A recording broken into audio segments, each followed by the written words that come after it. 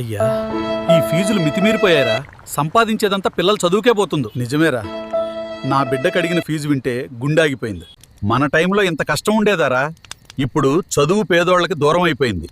చదివించాలంటే అప్పులు, చదవనిస్తేనే భవిష్యత్తు. ఏం చేయాలో అర్థం కావటం లేదురా.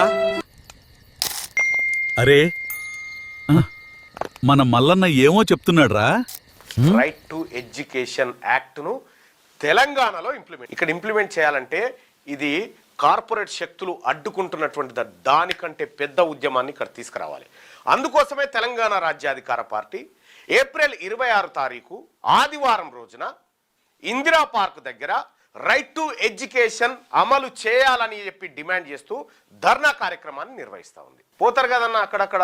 కేసీఆర్ ఆడ మీటింగ్ పెట్టిందంటే వరంగల్కు పొద్దుగాలనే బయలుదేరుతాం తయారైపోయి, లేకపోతే రేవంత్ రెడ్డి ఇంకో తాన మీటింగ్ పెట్టిందంటే బస్ ఎక్కిపోతూనే ఉంటాం, ఇంకో తాన బీజేపీ ఆయన మీటింగ్ పెట్టిందంటే పురుకుతూనే ఉంటాం కదా.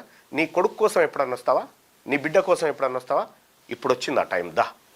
దా ఇందిరా పార్క్ కాడికి పోదాం, దా మాట్లాడుకుందాం. దా మనం అడగకపోతే వీళ్ళు ఈ విధంగానే దోపిడీ చేస్తారు. నువ్వు గట్టే నీ బిడ్డల లక్షల రూపాయల ఫీజులు ఆగాలంటే రైట్ టు ఎడ్యుకేషన్ అమలు. చలో ఇందిరా పార్క్, చలో ఇందిరా పార్క్, చలో ఇందిరా పార్క్, చలో ఇందిరా పార్క్. రండి, ఫీజుల దోపిడీని ఖతం చేద్దాం, మన పిల్లల భవిష్యత్తును తీర్చిదిద్దుదాం. చలో ఇందిరా పార్క్. తీన్మార్ మల్లన్నగా నేను వస్తున్నా. మరి ఫీజులు కట్టలేక అవస్థ పడుతున్న తల్లిదండ్రులారా, మీరు వస్తున్నారా? ఒక్కరోజు రండి.